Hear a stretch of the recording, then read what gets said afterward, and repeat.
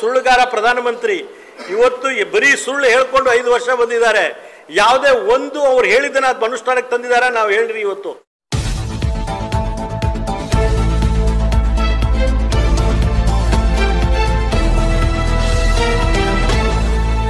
आप देख रहे हैं बीजापुर समय, मैं आपके साथ खलील कलादगी।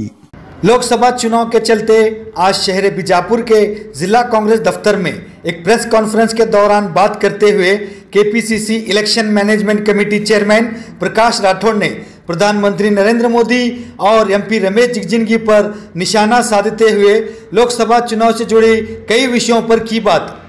इस अवसर पर बीजापुर जिला कांग्रेस कमेटी अध्यक्ष Ravi Gowda Patil, Congress leader Hamid Mushrif, Bijapur city block Congress president Zameer Bakshi थे मौजूद। ಚುನಾವಣೆಯಲ್ಲಿ ಈಗಾಗಲೇ ನಾವು ತಮಗೆ ಹೇಳ್ತಾ ಇದ್ದೀನಿ, ನಿನ್ನೆ ಬೃಹತ್ ಮೆರವಣಿಗೆಯನ್ನು ತಾವು ನೋಡಿದಿರಿ, ತಾವು ಇವತ್ತೆಲ್ಲ ಮಾಧ್ಯಮದಲ್ಲಿ ಹೇಳಿದಿರಿ.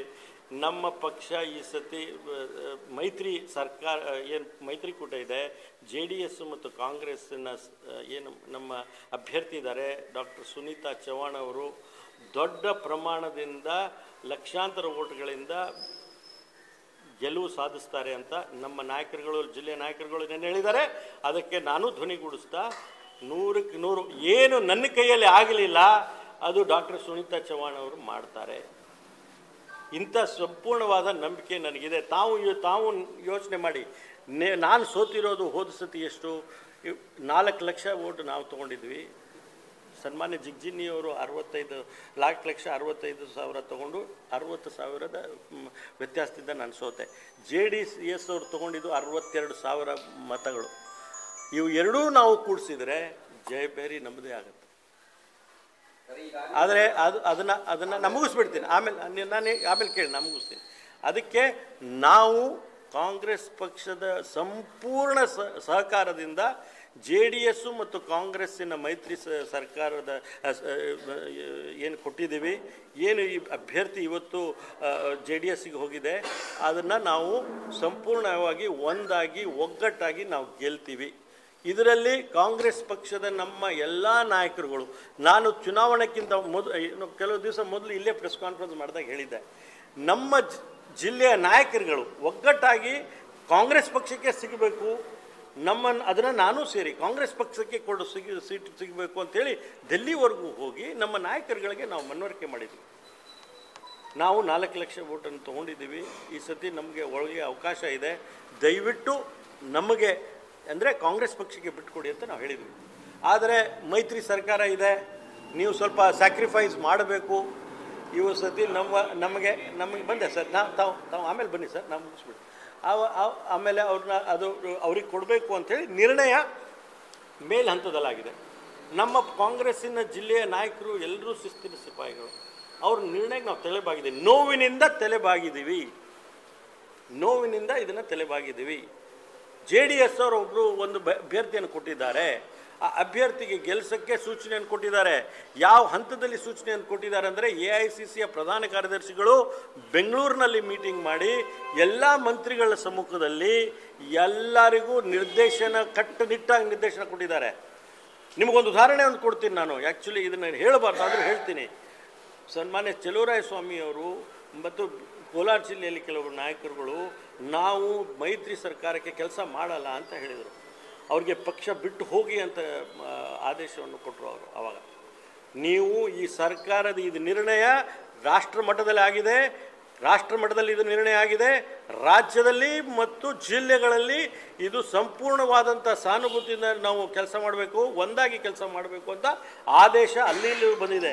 ಇದು ಮಂತ್ರಿಗಳಿಗೆ ಲಾಗು ಆಗುತ್ತೆ, ನನಗೂ ಲಾಗು ಆಗುತ್ತೆ, ಜಿಲ್ಲಾ ಅಧ್ಯಕ್ಷರಿಗೂ ಲಾಗು ಆಗುತ್ತೆ, ಹಮೀದ್ ಮುಷ್ರೀಫ್ ಅವ್ರಿಗೂ ಲಾಗು ಆಗುತ್ತೆ, ಬ್ಲಾಕ್ ಅಧ್ಯಕ್ಷರಿಗೂ ಲಾಗು ಆಗುತ್ತೆ, ಎಲ್ಲ ಕಾರ್ಯಕರ್ತರಿಗೂ ಲಾಗು ಆಗುತ್ತೆ.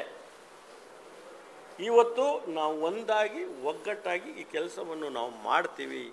ವಿಶೇಷವಾಗಿ ಬಿಜಾಪುರ ಜಿಲ್ಲೆಗೆ ಮೈತ್ರಿ ಸರ್ಕಾರ ಬಂದ ಮೇಲೆ ನಮಗೆ ಕೊಟ್ಟಿರುವಂಥ ಅಧಿಕಾರ ಯಾವ ಜಿಲ್ಲೆಗೂ ಕೊಟ್ಟಿಲ್ಲ.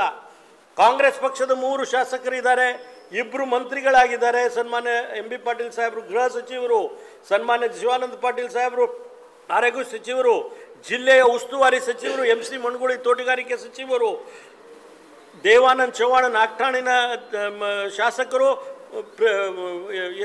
Parliament secretary, chief ಮಿನಿಸ್ಟ್ರಿಗೆ ಆಗೋಗಿದ್ದಾರೆ. ನಮ್ಮ ಯಶವಂತರಾಯ ಗೌಡರಿಗೆ ಒಳಚರಂಡಿ ಮತ್ತು ಇದರದ್ದು ನಿಗಮದ ಅಧ್ಯಕ್ಷರು ಮಾಡಿದ್ದಾರೆ. ವಿಧಾನ ಪರಿಷತ್ತಿನ ಸದಸ್ಯರು 2 ಮಾಡಿದ್ದಾರೆ. ಒಂದು ನನಗೆ ಮತ್ತು ಇನ್ನೊಂದು ಸುನೀಲ್ ಗೌಡ ಪಾಟೀಲ್ ಅವರಿಗೆ. ಬಾಗಲಕೋಟೆಗೆ ಕೊಡುವಂಥ ಸೀಟನ್ನು ಕಾಂಗ್ರೆಸ್ ಬಿಜಾಪುರಿಗೆ ಕೊಟ್ಟು ಇವತ್ತು ಬಿಜಾಪುರ ಜಿಲ್ಲೆಗೆ ಕೊಟ್ಟಂಥ ಕೊಡುಗೆ ಸರ್ಕಾರ, ಸಮ್ಮಿಶ್ರ ಸರ್ಕಾರದಲ್ಲಿ ಯಾವತ್ತೂ ನಮಗಿಷ್ಟು ಅಧಿಕಾರ ಸಿಕ್ಕಿಲ್ಲ. ಇನ್ನು ಮುಂದೆನೂ ನಮ್ಮ ಯಾವ್ಯಾರು ಇನ್ನೂ ಕೆಲವು ನಿರಾಶ್ರಿತರಿದ್ದಾರೆ, ಎಲ್ಲೂ ಇನ್ನೂ ಬೇಡಿಕೆಗಳಿದೆ, ಎಲ್ಲರನ್ನ ನಾವು ಒಗ್ಗಟ್ಟಾಗಿ ಅವ್ರಿಗೂ ಅಧಿಕಾರವನ್ನು ಕೊಡ್ತೀವಿ. ವಿಶೇಷವಾಗಿ ನಾನು ತಮ್ಮ ಮೂಲಕ ವಿನಂತಿ ಮಾಡ್ತಾ ಇದ್ದೀನಿ.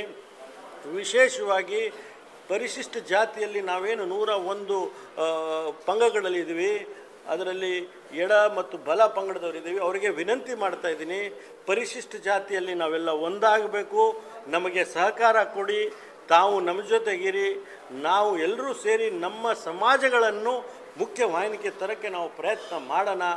ನಿಮಗೆ ನಿರಾಸೆ ಆಗಿದ್ದರೂ ಸಹ ನಿಮಗೆ ಮುಂದಿನ ದಿನಗಳಲ್ಲಿ ಒಳ್ಳೆಯ ಅವಕಾಶಗಳನ್ನು ದೊರೀತದೆ. ಇನ್ನೊಂದು ಮುಖ್ಯವಾಗಿ ಮುಸ್ಲಿಂ ಸಾಹೇಬರಿದ್ದಾರೆ, 70,000 ಓಟ್ ತೊಗೊಂಡ್ರು ಅವರು. ನಾವು ಮುಸ್ಲಿಂ ಸಮುದಾಯಕ್ಕೆ ವಿಶೇಷವಾಗಿ ಒಂದು ಮನವಿಯನ್ನು ಮಾಡ್ತಾಯಿದ್ವಿ ಅಂದರೆ, ನಿಮ್ಮ ಚುನಾವಣೆಯಲ್ಲಿನೂ 89% ಮತದಾನ ಆಗಲಿ ಅಂತ ಹೇಳಿ ಅವ್ರಿಗೂ ವಿನಂತಿ ಮಾಡ್ತಾ ಇದ್ದೀನಿ. ಎಲ್ಲ ಸಮುದಾಯದವ್ರಿಗೂ ನಾನು ವಿನಂತಿ ಮಾಡ್ತಾ ಇದ್ದೀನಿ. ಲಿಂಗಾಯತ್ ಸಮುದಾಯದವ್ರಿಗೆ ಮತ್ತು ನಮ್ಮ ರವಿಗೌಡರ ಸಮುದಾಯ, ಬೆಸ್ತ ಸಮಾಜದವರಿಗೆ ಎಲ್ರಿಗೂ ವಿನಂತಿ ಮಾಡ್ತಾ ಇದ್ದೀನಿ. ದೇಶ ಕಷ್ಟದಲ್ಲಿ ಇದೆ. ಒಂದು ಕಡೆ ನಾವು ನೋಡಬೇಕಾಗಿದೆ, ಒಬ್ಬ ಸುಳ್ಳುಗಾರ ಪ್ರಧಾನಮಂತ್ರಿ ಇವತ್ತು ಬರೀ ಸುಳ್ಳು ಹೇಳ್ಕೊಂಡು 5 ವರ್ಷ ಬಂದಿದ್ದಾರೆ. ಯಾವುದೇ ಒಂದು ಅವ್ರು ಹೇಳಿದ್ದನ್ನು ಅದು ಅನುಷ್ಠಾನಕ್ಕೆ ತಂದಿದ್ದಾರೆ. ನಾವು ಹೇಳ್ರಿ, ಇವತ್ತು 15 ಲಕ್ಷ ರೂಪಾಯಿ ಪದೇ ನಾವು ಹೇಳ್ತಾ ಇರ್ತೀವಿ. ಗೋಪಾಲ್ ನಾಯ್ಕ ಸರ್ ಹೇಳ್ತಾರೆ, ಬೇಡ ಹೇಳ್ಬೇಡ್ರಿ, 15 ಲಕ್ಷ ರೂಪಾಯಿ ಕೊಟ್ರ? ಇಲ್ಲ ಹೇಳಿದ್ದೀನಿ ಹಾಂ ಸರ್, ನಾನು ಹೇಳ್ತೀನಿ ಸರ್ ನೀವು ಹೇಳೋದನ್ನು ನಾವು ಒಪ್ತೀವಿ. ಭಾಳಷ್ಟು ನಿಮ್ಮ ಮೇಲೆ ಗೌರವನೂ ಐತಿ. ನಾನು ಇಷ್ಟೇ ಹೇಳೋದು, ಒಬ್ಬ ಪ್ರಧಾನಮಂತ್ರಿ ಆಗುವಂಥ ವ್ಯಕ್ತಿ ನೀವು ತುಲನೆ ಮಾಡಬೇಕು. ಇವತ್ತು ರಾಹುಲ್ ಗಾಂಧಿ ಅವ್ರು ಏನು ಹೇಳ್ತಾರೆ ಮಾಡ್ತಾರೆ. ನೀವು ನಿಮ್ಮ ಬಾಯಿಂದ ಏನು ಹೇಳಿದ್ರಿ, ಕಪ್ಪು ಹಣ ನಾವು ಲೂಟಿ ಮಾಡಿದ್ವಿ, ಕಾಂಗ್ರೆಸ್ ಅವ್ರು ಲೂಟಿ ಮಾಡಿದ್ದೀವಿ, 70 ಲಕ್ಷ ಕೋಟಿ ರೂಪಾಯಿ ವಿದೇಶದಲ್ಲಿ ಇದೆ ಅಂದ್ರಿ, ನಾನು 100 ದಿವಸದಲ್ಲಿ ತರ್ತೀನಿ ಅಂತ ವಾಗ್ದಾನ ಮಾಡಿದಿರಿ. ಮಾನ್ಯ ಪ್ರಧಾನಮಂತ್ರಿಗಳೇ, 56 ಇಂಚ್ ಚೆಸ್ಟ್ ಹೇಳ್ತೀರಾ, ಎದೆ ಹೇಳ್ತೀರಾ, ತಂದ್ರ ನೀವು 15 ಪೈಸಾ ತಂದ್ರ? ಯಾಕೆ ಸ್ವಾಮಿ ಸುಳ್ಳು ಹೇಳ್ತೀರಿ? ಇವರ prime minister of the country, ನಿಮ್ಗೆ ಮೇಲೆ ನಮಗೂ ಗೌರವ ಇದೆ. ನೀವು 125 ಕೋಟಿ ಜನರ ಪ್ರೈಮ್ ಮಿನಿಸ್ಟ್ರು. ಒಬ್ಬರು ಪ್ರೈಮ್ ಮಿನಿಸ್ಟರ್ ಆಗಿ ಇಂಥ ಸುಳ್ಳು ಕೆಲಸಗಳಂತ ಹೇಳಿದ್ರೆ, ಈ ದೇಶದ ಮುಂದೆ ಸುಳ್ಳು ಹೇಳಕ್ಕೆ ನೀವು ಬಂದರೆ ಮುಂದಾದರೆ ಅದು ಎಲ್ಲೋಗ್ಬೇಕು ದೇಶ? ರೆಡ್ ಫೋರ್ಟ್ ಮೇಲಿಂದ ತಾವು ಸುಳ್ಳನ್ನು ಮಾಹಿತಿಯನ್ನು ಕೊಟ್ಟರೆ ನಾವು ಏನು ಮಾಡೋಣ ಸ್ವಾಮಿ? ನಾವಿವತ್ತು ಪ್ರಶ್ನೆ ಮಾಡ್ತಾ ಇದ್ವಿ. ಹೌದು, ನೀವು ಹೇಳಿದ್ದನ್ನ ತಂದ್ರ ಅಂತ ಹೇಳಿ, ನೀವು ಹೇಳಿದ್ದನ್ನ ವಾಗ್ದಾನವನ್ನು ಪೂರ್ಣೆ ಮಾಡಿದಿರ ಅಂತ. ಹೌದು, ಮಾಡಿದ್ದೀರಿ. ಇವತ್ತು ದೇಶದಲ್ಲಿ ಕಾಂಗ್ರೆಸ್ ಪರ ವಾತಾವರಣ ಇದ್ರೆ ನಿಮ್ಮಿಂದಾನೇ. ನೀವು ಬಿಂಬಿಸಿದ್ದೀರಾ. ಕೆಲವು ರಾಷ್ಟ್ರದ ಮಾಧ್ಯಮಗಳು ಮಾತ್ರ ಬಿಂಬಿಸ್ತಾ ಇಲ್ಲ. ಅದು ಬಿಟ್ಬಿಡಿ, ನಾವು ಅವ್ರ ಬಗ್ಗೆ ಚರ್ಚೆ ಮಾಡಲ್ಲ. ಅವರೆಲ್ಲ ಸುಳ್ಳು ಸುದ್ದಿ ಮಾಡಿ ಫೇಕ್ ನ್ಯೂಸ್ಗಳನ್ನು ಮಾಡಿ ತಾವು ಈ ದೇಶನ ದಿಕ್ಕು ತಪ್ಪಿದ್ದೀರಾ. ನಂಬರ್ 1, ಛಲವಾದಿ ಸಮಾಜಕ್ಕೆ ಕೊಟ್ಟಿಲ್ಲ ಅಂಥೇಳಿ ನಮ್ಮ ಜಿಲ್ಲೆಯ ನಾಯಕರುಗಳನ್ನು ಸ್ವಲ್ಪ ಅಸಮಾಧಾನ ಇದ್ದಾರೆ. ಅದು ಸತ್ಯ. ಆದರೆ ನಾವು ಇವತ್ತು ಕಾಂಗ್ರೆಸ್ ಪಕ್ಷ ನಮ್ಮ ದೇಶದ ಒಂದು ವಾತಾವರಣವನ್ನು ನೋಡಬೇಕಾಗಿದೆ. 5 ಮೀಸಲಾತಿ ಕ್ಷೇತ್ರ ಇದೆ. ಅದರಲ್ಲಿ ಮಲ್ಲಿಕಾರ್ಜುನ್ ಖರ್ಗೆ ಸಾಹೇಬರು ಛಲವಾದಿ ಸಮಾಜದವರು ಗುಲ್ಬರ್ಗಾಲಿ ಸ್ಪರ್ಧೆ ಮಾಡ್ತಾ ಇದ್ದಾರೆ, ಪಕ್ಕದ ಜಿಲ್ಲೆಯಲ್ಲಿ. ಇವತ್ತು ಧ್ರುವನಾರಾಯಣವರು ಚಾಮರಾಜನಗರಲ್ಲಿ ಛಲವಾದಿ ಸಮಾಜ ಮಾಡ್ತಾ ಇದ್ದಾರೆ. ಎಡ ಪಕ್ಷದಿಂದ ಕೋಲಾರಲ್ಲಿ KH ಮುನಿಯಪ್ಪ ಮಾಡ್ತಾ ಇದ್ದಾರೆ. ಚಂದ್ರಪ್ಪ ಅವರು ಚಿತ್ರದುರ್ಗದಲ್ಲಿ ಮಾಡ್ತಾರೆ. ಸ್ವಾಮಿ, ನಮ್ಮ ಸಮಾಜಗಳಿಗೆ ಅವಕಾಶ ಬೇಡವಾ? ನಾವು ಹೇಳೋದು ಅಷ್ಟೇ. ಇದು ಕೇವಲ ಜಿಲ್ಲೆಯ ವಾತಾವರಣ ಅಲ್ಲ, ಇದು ರಾಜ್ಯದ ವಾತಾವರಣ ಹಿನ್ನೆಲೆ ನೋಡಬೇಕಾಗಿದೆ. ನಮ್ಮದು ಹಕ್ಕಿದೆ, ಅದರಲ್ಲಿ ನಮಗೂ ಅವಕಾಶ ಕೊಡಿ ಅಂತ ನಾವು ಸೋಲ್ಬೋದು. ಎಲ್ಲ ಸೀಟನ್ನು ನಾವು ಗೆಲ್ತೀವಾ? ಎಲ್ಲ ಸೀಟು ಎಲ್ಲರೂ ಗೆಲ್ತಾರಾ? ನಾವು ಕೊಡಿ ಅಂತ ಕೇಳಿದ್ದೀವಿ, ಅದರಲ್ಲಿ ತಪ್ಪೇನಿದೆ? ಆದರೆ ನಮ್ಮ ಜಿಲ್ಲೆಯ ನಾಯಕರುಗಳು ಏನು ಕೊಡಬೇಕು ಅಂತ ಅವರು ಹವಾಲಿದೆ, ಅದು ಸೂಕ್ತ ಇದೆ. ಸರ್, ದಯವಿಟ್ಟು ಗಮನ ಹರಿಸಿ. ನಮ್ಮ ಜಿಲ್ಲೆಯ ನಾಯಕರುಗಳು ಛಲವಾದಿ ಸಮಾಜದ ನಾಯಕರ ಬೇಡಿಕೆ ಸೂಕ್ತ ಇದೆ, ಅವರಿಗೆ ಕೊಡಬೇಕು ಅಂಥೇಳಿ ನಾನು ಒತ್ತಾಯ ಮಾಡ್ತೀನಿ. ಮುಂದೆ ಅವಕಾಶಗಳಿದೆ. ಇದು ಒಂದೇ ಚುನಾವಣೆ ಅಂತಲ್ಲ. ನಾನು ವಿಧಾನ ಪರಿಷತ್ ಸದಸ್ಯ ಮಾಡಲಿಲ್ವಾ? ಸೋತಿದ್ದಾನಪ್ಪ ಪ್ರಕಾಶ್ 3 ಸತಿ, ಇನ್ನು ದುಡ್ಡಿಲ್ಲ, ಏನೂ ಇಲ್ಲ, ಅವ್ನಿಗೆ ಬೇಡ ಅಂತೇಳಿ ಕೊಟ್ಟಿಲ್ವಾ? ಅದೇ ಥರ ಅವ್ರಿಗೂ ಕೊಡ್ತಾರೆ. ಮುಂದೆ ಅವಕಾಶಗಳು ಬರುತ್ತೆ. ನಿರಾಸೆ ಆಗಬಾರ್ದು ಅಂತೇಳಿ ನಾನು ವಿನಂತಿ ಮಾಡ್ತೀನಿ. ಇನ್ನೊಂದು ಹೇಳಿದ್ರಿ ಸರ್, ನಾವು ನಮ್ಮ JDS ಪಕ್ಷದಲ್ಲಿ ನಮ್ಮವರಿಗೆ ಹೋಗಿ ಹೈಜಾಕ್ ಮಾಡ್ತೀವಿ ಅಂತಿಲ್ಲ ಸರ್. ನಾಗಠಾಣಿನ ಶಾಸಕರು ದೇವಾನಂದ್ ಚವ್ಹಾಣ್ ಅವರು ನಮ್ಮ ಪಕ್ಷದ ಅಭ್ಯರ್ಥಿ ಅಲ್ಲ, ಅವರು JDS ಪಕ್ಷದಲ್ಲೇ ಇದ್ದು JDS ಪಕ್ಷದ ಅಭ್ಯರ್ಥಿಯಾಗಿ ವಿಧಾನಸಭೆ ಸದಸ್ಯರಾದರು. ಅವರು ನಮ್ಮ ಹತ್ರ ಬರೋಂಥ ಪ್ರಶ್ನೆನೇ ಇಲ್ಲ. ಅಲ್ಲ ಅದು ಬಂದೆ, ಅದಕ್ಕೂ ಬಂದೆ. ನಾನು ಬಂದೆ ಚರ್ಚೆ ಹಂತದಲ್ಲಿ ಏನೇನಾಯ್ತು ಅದನ್ನು ಹೇಳ್ಬಿಡ್ತೀನಿ ನಿಮ್ಗೆ. ಅದು ಅವರಿಗೆ ಅವರು ಅಲ್ಲಿನವ್ರು ಇದಾರ. ನಾವು ಯಾವುದು ಚುನಾವಣೆಯಲ್ಲಿ ಅವ್ರಿಗೆ ತಂದು ಇಲ್ಲಿ ನಾವು ಕೊಟ್ಟಿಲ್ಲ. ಅವರೇ ನಾಗಠಾಣದ ಅಧ್ಯಕ್ಷ MLA ಇದ್ದಾರೆ, ಅವ್ರ ಪತ್ನಿಗೆ ಅವ್ರು ಕೊಟ್ಟಿದ್ದಾರೆ ಟಿಕೆಟು. ಹೌದು, ಚರ್ಚೆ ಆಯಿತು. ನಮ್ಮ ನಾಯಕರುಗಳು ಶಿವಾನಂದ ಪಾಟೀಲ್ ಸಾಹೇಬರು ಮತ್ತು MB ಪಾಟೀಲ್ ಸಾಹೇಬರು, ಯಶವಂತರಾಯ ಗೌಡರು, ನಾಡಗೌಡರು ಎಲ್ಲರೂ ಹೋಗಿ ಮುಖ್ಯಮಂತ್ರಿಗಳ ಹತ್ರ ಹೋಗಿದ್ದರು. ಹೌದು ಹೋಗಿದ್ದರು, ನಮಗೆ ಟಿಕೆಟ್ ಕೊಡಿ, ನಾವು ಈ ಸತಿ ರಾಜು ಅಲ್ಗೂರು ಅವ್ರಿಗೂ ಟಿಕೆಟ್ ಕೊಡ್ತೀವಿ ಅಂತ ಪ್ರಸ್ತಾವನೆ ಮಾಡಿದರು. ಅವರು ಚರ್ಚೆ ಮಾಡೋ ಸಮಯದಲ್ಲಿ ನಾವೆಲ್ಲ ಒಂದಾಗಿ ಮಾಡಬೇಕು, ಆಯಿತು ನಾವು ತೊಗೊಂಡಿದ್ವಿ ಸಮ್ಮಿಶ್ರ ಸರ್ಕಾರದ, ನೋಡಿ ನೀವೇ ನಮ್ಮ ಪಕ್ಷದಿಂದ ಸ್ಪರ್ಧೆ ಮಾಡಿ ಅಂತ ಸಲಹೆ ಕೊಟ್ಟರು. ರಾಜು ಅಲ್ಗೂರು ಅವರು ಅದನ್ನು ನಿರಾಕರಣೆ ಮಾಡಿದರು. ಅವ್ರು ನಿರಾಕರಣೆ ಮಾಡಿದರು. JDS ಪಕ್ಷದವರು ತಮ್ಮ ಅಭ್ಯರ್ಥಿಗೆ ಘೋಷಣೆ ಮಾಡಿದರು. ಸೊ ಇದರಲ್ಲಿ ನಾವು ಪ್ರಯತ್ನ ಮಾಡಿದ್ದೆವು. ನಮ್ಮ ಲೀಡರ್ಸ್ಗಳು ಒಂದಾಗಿ ಒಗ್ಗಟ್ಟಾಗಿ ಪ್ರಯತ್ನ ಮಾಡಿದ್ದಾರೆ. ಸಮ್ಮಿಶ್ರ ಸರ್ಕಾರ ಇದೆ, ಒಂದಾಗಿ ಹೋಗಬೇಕಾಗಿದೆ, ಮೇಲಿಂದ ನಿರ್ದೇಶನ ಇದೆ. ನಮ್ಮ ಏನು ನೋವುಗಳಿದೆ ನಾವು ನುಂಗ್ಕೊಂಡು ಈ ಬಾರಿ ನಾವು ಚುನಾವಣೆ ಮಾಡಬೇಕಾಗಿದೆ, ಚುನಾವಣೆ ನಾವು ಗೆಲ್ಲಬೇಕಾಗಿದೆ. ಓನ್ಲಿ ಅಣ್ಣ ಎಲ್ಲರೂ ಹೇಳ್ತಾರೆ, ಅಣ್ಣ ಬಾಬಾ ಕಾಕ ಹೇಳಂತ ರಮೇಶ್ ಜಿಗ್ಜಿನಿ ಸಾಹೇಬರು ದಯವಿಟ್ಟು ತಾವು ಈಗಾಗಲೇ ನೆನ್ನೆನೂ ಹೇಳಿದ್ದಾರೆ. ನಾನು ಹಲವಾರು ಎಷ್ಟು ತಾವು ಏನು ಕೆಲಸ ಮಾಡಿದಿರಿ ಇವತ್ತು ಹೇಳಿ ಸ್ವಾಮಿ. ನಮ್ಮ ಮಂತ್ರಿಗಳೇನು ಮಾಡಿದ್ದಾರೆ ನಾವು ಹೇಳಿದ್ದೀವಿ, ನೀವೇನು ಮಾಡಿದ್ದೀರಾ ಹೇಳಿ ಸ್ವಾಮಿ. ನಿಮ್ಮ ಹಗರಣಗಳು ಇನ್ನೂ ತೆಗಿಬೇಕಾಗಿದೆ, ಇವತ್ತಲ್ಲ ಇನ್ನೊಂದು ದಿವಸ ಮಾಡ್ತೀನಿ. ಟೋಲಲ್ಲಿ ಏನೇನು ಹಗರಣ ಆಗಿದೆ, ಯಾಕೆ 50 ಕಿಲೋಮೀಟರ್ಗಿಂತ ದೂರದಲ್ಲಿ ಟೋಲ್ ಇಲ್ಲ, ಓನ್ಲಿ 35 ಕಿಲೋಮೀಟರ್ಸಲ್ಲಿ ಟೋಲ್ ಇದೆ, ಅದ್ರ ಬಗ್ಗೆ ದಾಖಲೆ ಮುಖಾಂತರ ಮೊದಲೇ ಬಿಡುಗಡೆ ಮಾಡ್ತೀವಿ. ಈಗ ಸದ್ಯಕ್ಕೆ ಅಲ್ಲಿ ಚರ್ಚೆ ಬೇಡ. ಆದರೆ ಅವರು ಈ ರಾಜ್ಯ ನಮ್ಮ ಜಿಲ್ಲೆಗೆ ದೊಡ್ಡ ಅನ್ಯಾಯ ಮಾಡಿದ್ದಾರೆ. ಯಾವುದೇ ಕೇಂದ್ರ ಸರ್ಕಾರದ ಅನುಷ್ಠಾನಕ್ಕೆ ತಂದಿಲ್ಲ. ದುರಾದೃಷ್ಟ ಇವತ್ತು ನಾವು ಅಲ್ಲಿ ಗೆಲ್ಲಕ್ಕಾಗಿಲ್ಲ. ನಮ್ಮ ಜನರು ನಮಗೆ ಆಶೀರ್ವಾದ ಮಾಡಲಿಲ್ಲ. ಆದರೆ ಎಷ್ಟೆಲ್ಲ ಕೆಲಸ ಮಾಡಬೇಕಾಗಿತ್ತು, ಅದು ಒಂದು ಅವಕಾಶ ನಮಗೆ ಕೊಟ್ಟು ನೋಡಿ ನಾವು ಕೆಲಸ ಮಾಡಲಿಲ್ಲ ಅಂದರೆ ಆಮೇಲೆ ನಮ್ಮನ್ನು ತೆಗೀರಿ.